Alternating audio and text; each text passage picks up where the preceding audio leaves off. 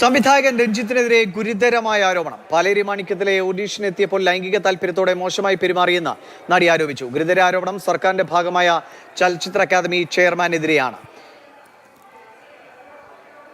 And then again, I was asked to come back in the evening for an informal meet with some people from the crew or something. Few people were drinking. Probably Mr. Ranjit himself was drinking. I was offered a drink. I declined. And while I was talking over the phone, he was fidgeting with my bangles. But I had given him the benefit of doubt, thinking that maybe I am overthinking about it. So I was continuing with the phone call, and then he tried to touch me at the nape of my neck, which was completely unprecedented. And exactly during that time, I excused myself.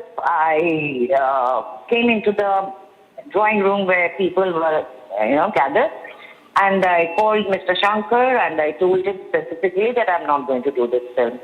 The rest of the night was a nightmare for me because I was really scared, because this was an unknown place for me.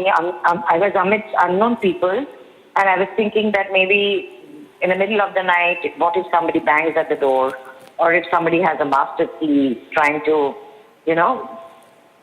take a revenge, or I don't know what went on in my head. So I was awake the entire night, and I tried to talk to the the producer, and I specifically told him to book my return ticket, which they didn't, and I came back. ഒപ്പം തന്നെ അവരോട് ചോദിച്ചത് മലയാള സിനിമയിൽ നിന്ന് പിന്നീട് അല്ലെങ്കിൽ ഈ അനുഭവത്തിന് ശേഷവും അകലെ എന്നൊരു ചിത്രത്തിൽ അവർ അഭിനയിച്ചു.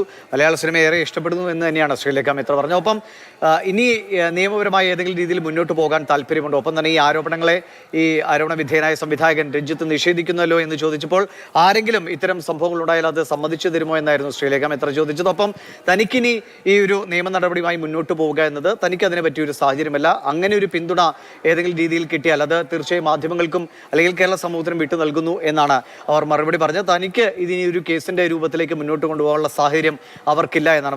അവരുടെ തീർച്ചയായും ഈ അനുഭവങ്ങളുടെ ഒരു വല്ലാത്ത തീവ്രത, അതിലുള്ള വിഷമമൊക്കെ അവരുടെ ശബ്ദത്തിലും